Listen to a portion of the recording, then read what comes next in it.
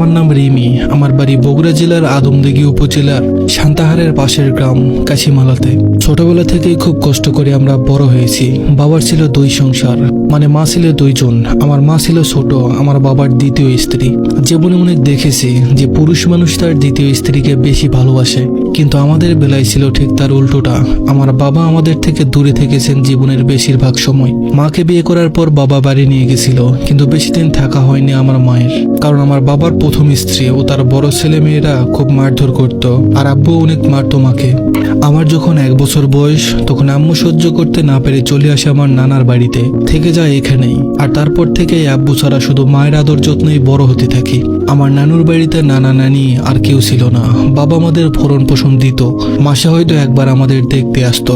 তখন আমি খুব খুশি হতাম যে আব্বু আসছে। আমি হবার 3 বছর পর আমার একটা ভাই হয়। সেই থেকে আব্বু খরচ দেওয়া বন্ধ করে দিয়েছিল 5-6 মাস। খুব কষ্ট ছিল তখন।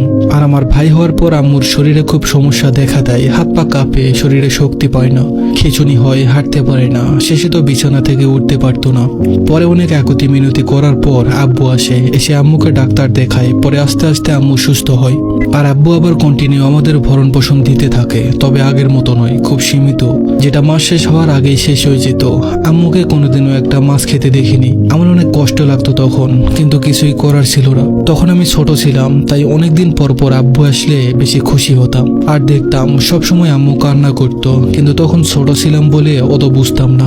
এরকম দেখতে দেখতে 15টা বছর কেটে গেল, নানা বাড়িতে বাবার আদর ভালোবাসা ছাড়াই। আর ওই যে বললাম, আব্বু 1 মাস পর একদিন আসতো, আর মা যদি আমাদের নিয়ে যেতে বলতো তখন আব্বু রাগ করতো। আম্মুর সাথে ঝগড়া করে সেই মুহূর্তেই চলে যেত। আর আম্মুকে দেখতাম শুধু কান্না করতো। আম্মুর কান্না দেখে তখন আমারও অনেক কান্না আসতো। আমি তখন ক্লাস 9-এ পড়ি। এই যুগে এসেও আমার নানার বাড়িতে কারেন্ট ছিল না, তাই রাতের বেলা হারিকেন জ্বালিয়ে পড়তে হতো। অনেক কষ্ট করে পড়াশোনা করতাম। আমার নানুর বাড়ির অবস্থা তেমন ভালো ছিল না, মাটির 2 তলা বাড়ি ছিল। আমি শুধু দেখতাম অন্যদের বাবা সবসময় কাছে থাকে আর ছেলে মেয়েদের নিয়ে এখানে ওখানে ঘুরতে যায়, কিন্তু আমার আব্বু নেই। খুব কষ্ট পেতাম এই জন্য। বাবা সারা বছর কোথাও ঘুরতে নিয়ে যেত না আমাদের, তবুও হ্যাপি ছিলাম মায়ের সাথে। অনেকদিন পর পর এসে 10 টাকা হাতে দিত, তাই দিয়ে জিনিস কিনে খেতাম। আর ভাবতাম বাবা মনে হয় বেশি ভালো, তাই আমাদের টাকা দিত। আর মা ভালো না, টাকা দেয় না। ছোটবেলায় আমার এই ধারণা ছিল বোকার মতো। সব মিলিয়ে জীবনটা কেমন জানি বিবর্ণ ছিল। আম্মুর মন সবসময় খারাপ দেখতাম। উনি নামাজে বসে কান্না করতো, আমিও করতাম। আমি ক্লাস 9-এ পড়াকালীন একটা ছেলের প্রেমে পড়ি। ছেলেটা আমার পিছনে 1 বছর ঘুরেছে। আমার মায়ের মামাতো বোনকে একদিন বলেছিল আমার কথা। আমার রিলেশনে যাওয়ার ইচ্ছে ছিল না, কিন্তু কি জানি কি করে কি হয়ে গেল। তবে আমার ওকে অনেক ভালো লাগতো। পরে ওর সাথে আমার কথা হয়, তবে সরাসরি নয়, ফোনে কথা হতো। আর মাঝে মাঝে যখন স্কুলে যেতাম ও দাঁড়িয়ে থাকতো, 2-একটা কথা বলতাম যে কেমন আছেন, কই যাবেন, এই আর কি। আমাদের সম্পর্কের কথা 1 মাস হতে না হতেই সবাই জেনে যায়। আম্মু অনেক বকাবকি করে, কিন্তু তবুও আমরা রিলেশনে ছিলাম। আব্বু এসব কারণে আমাকে নানা বাড়ি থেকে নিয়ে চলে যায় আমাদের নিজের বাড়িতে। তারপর আমাকে অনেক মারধর করে, তবে সেটা আমি আম্মুর কাছে কখনো বলিনি। আমাদের সম্পর্কের যখন 2 বছর, তখন আব্বু আমার থেকে মোবাইলটা নিয়ে নেয়, যেটা দিয়ে শুধু অডিও কলে কথা বলা যেত। আগের যে নোকিয়া মোবাইল ছিল সেগুলো। বাড়ি থেকে বের হওয়া বন্ধ করে দেয়, স্কুল প্রাইভেট কোচিং বন্ধ করে দেয়, আর বলে বিয়ে দিয়ে দিবে।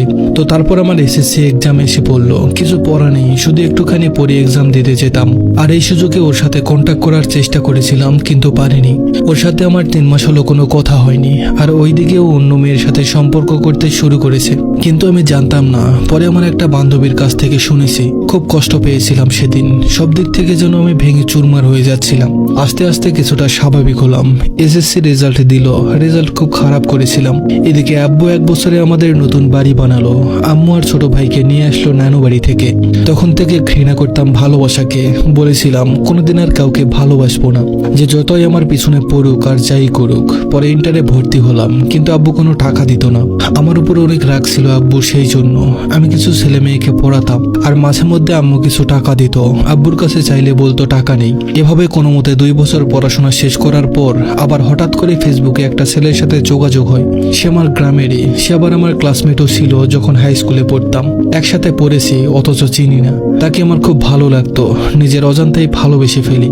আমি নিজেই তাকে প্রপোজ করি আর বলি বেশি দিন প্রেম করব না, কারণ আজকাল মানুষ চেনা খুব কঠিন। তাই আমি তাড়াতাড়ি বিয়ে করতে চাই। আমার আমার আব্বু আম্মু এই সম্পর্কের কথাও জেনে গেল। পরে আর কি, ওকে বললাম বাড়িতে সব জেনে গেছে, এবার আমাকে আর রাখবে না, বিয়ে দিয়ে দিবে। আমি এখন কি করব? ও বলল তুমি চলে আসো আমার কাছে। ওর ফ্যামিলি নিয়ে ঢাকা থাকতো, ওখানে চলে গেলাম। ওর বাবা মায়ের মত ছিল না, কিন্তু তবুও অনেক বুঝে আমাদের বিয়েটা হলো। এদিকে আমার বাড়িতে আমার আব্বু মেনে নিবে না, বলেছে তার নাকি কোনো মেয়ে নেই, আমি নাকি তার কাছে মারা গেছি। তো শ্বশুর বাড়িতে ভালোই চলতে লাগলো। এভাবে 1 বছর চলে যায়। 1 বছর পর আমার নানি মারা যায়। সেটা শোনার পর আমি নানি বাড়িতে চলে যাই। সেদিন আব্বু আম্মু ছোট ভাই আরো সবার সাথে দেখা হয় আমার। সেদিন আব্বু আমাদের মেনে নেয় এবং আমাদের বাড়ি নিয়ে যায়, কিন্তু আমার বাবা মা আমার শ্বশুর শাশুড়ির সাথে কোনো কথা বলেন না। এরকম করে 3 বছর চলে যায় বিয়ের। আমি বাচ্চা নিতে চাইলাম, কিন্তু আমার শ্বশুর শাশুড়ি বাচ্চা নিতে দিবেন না। সব সময় বিল খেতে বলতো। আমার খুব খারাপ লাগতো, ভালো লাগতো না। একটা বাচ্চার জন্য মনটা ছটফট করতো। এরপর আমি নিজে থেকেই পিল খাওয়া বাদ দেই। আর 1 বছর পর আমি প্রেগনেন্ট হই, কিন্তু দুর্ভাগ্যবশত সেই বাচ্চাটা 3 মাসের মাথায় নষ্ট হয়ে যায়। আমার শাশুড়ি ডাক্তার দেখায়নি টাকা লাগবে বলে। আম্মু বলল তুই তো এখন ঢাকা আছিস, এই অবস্থায় তো এখানে আসতে পারবি না। ওখানেই ডাক্তার দেখা, কিন্তু টাকা ছিল না আমার কাছে, আমার হাজবেন্ডের কাছেও ছিল না। আমার হাজবেন্ড যা টাকা ইনকাম করতো সব আমার শ্বশুর শাশুড়িকে দিয়ে দিত, তাই তার কাছে টাকা ছিল না। ওনাদের বললে ওনারা গুরুত্ব দেয় না। বাচ্চা নষ্ট হওয়ার পর আমাকে আমার বাবা মায়ের কাছে পাঠিয়ে দিল। বাবা মায়ের কাছে সে 2 মাস ছিলাম, পরে আবার ঢাকা চলে যাই। ও নিতে আসছিল। পরে আবারও চেষ্টা করলাম, কিন্তু আরো 3 বছর চলে গেল, কিন্তু কোনো বাচ্চা হলো না। অনেক ডাক্তারও দেখালাম, ওষুধও খেলাম, কিন্তু কিছুই হলো না। এরকম করে আমাদের সম্পর্কের এখন 7 বছর যাচ্ছে। আমার হাজবেন্ড ইদানিং খুব অসুস্থ থাকে, সব সময় কেন জানি জ্বর হয়। ওর জন্য খুব চিন্তা টেনশন হয় আমার, কারণ আমি আমার স্বামীকে অনেক ভালোবাসি, অনেক অনেক। আমাদের বাচ্চা নেই এ নিয়েও চিন্তা করে, কিন্তু কখনো আমাকে এ ব্যাপারে কোনো কষ্ট দিয়ে কথা বলেনি যে বাচ্চা হয় না কেন, কি সমস্যা। আমার হাজবেন্ডের ফ্যামিলি তেমন একটা সচ্ছল ছিল না, তাতে আমার কোনো সমস্যা ছিল না। কিছু না পেলেও দিন শেষে আমার স্বামীর সঙ্গ পেলে, ওর ভালোবাসা পেলে আলহামদুলিল্লাহ খুশি ছিলাম। কিন্তু হঠাৎই এই সুখী জীবনে আসলো কালবৈশাখী ঝড়। ও প্রায় অসুস্থ থাকতো, তাই কাজে যেতে পারতো না। আর সংসারে আমরা 6 জন মানুষ, আমি, আমার হাজবেন্ড, আমার শ্বশুর শাশুড়ি আর ছোট 2 ননদ। ওরা ছোট, একজনের বয়স 11 বছর, আরেকজনের 14 বছর। তাই আমার শ্বশুর আমাকে জোর করে আমার বাবার বাড়িতে পাঠিয়ে দিলেন, কিন্তু আমি আসতে চাইছিলাম না। ওকে ছাড়া আমার কোথাও একা থাকতে ভালো লাগতো না, কিন্তু কি করার, অগত্য আসতে হলো। এসে থাকলাম 3 মাস। 3 মাস পরে ও আসলো। ও এসে 1 মাস থাকলো, কিন্তু ছেলে মানুষের তো একটা হাত খরচ অবশ্যই আছে, কিন্তু ওর কাছে কোনো টাকা ছিল না। আমি মাঝে মাঝে দিতাম আব্বুর কাছ থেকে নিয়ে। কিছুদিন পর আমি ওকে জোর করে আবার ঢাকা পাঠিয়ে দিলাম, কিন্তু ওর বাবা মা বলতো তুই ঢাকা আসিস না, ওখানেই থাক। 2 মাস পর আবার বলল এখানে এসে কি করবি, তুই ওখানেই থাক, আমরা রুম ছেড়ে দিয়েছি, এখানে তোর আসতে হবে না।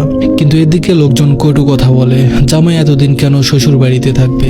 এমন নানা কথা শুনে আমার অনেক খারাপ লাগতো। আমি ওকে বললাম তুমি ঢাকা চলে যাও, দেখো তুমি কিছু করতে পারো কিনা। তারপরেও আমার কথায় ঢাকা চলে আসলো। ঢাকা আসার পর 5-6 দিন আমাদের কথা হয়নি। 6 দিন পর ওর সাথে একটু কথা হলো, আমার একটু শান্তি লাগলো। কিন্তু পরের দিন থেকে ওকে কল দিলে ফোন বন্ধ পাই। আমার অনেক টেনশন হতো। কখনো কখনো ফোন দিলে ফোন কেটে দিয়ে বন্ধ করে দেয়। ওকে আমি একদিন ফোন দিয়ে বললাম তুমি ফোন কেটে দিয়ে বন্ধ করে রাখো কেন? ও বলল কই, আমি তো ফোন রাখি না, ফোনটা আমার বাবার কাছে থাকে। তখন আমি বুঝলাম, আমি যখন ফোন দিতাম তখন আমার শ্বশুর শাশুড়ি আমার ফোনটা কেটে দিয়ে ফোনটা বন্ধ করে রাখতো।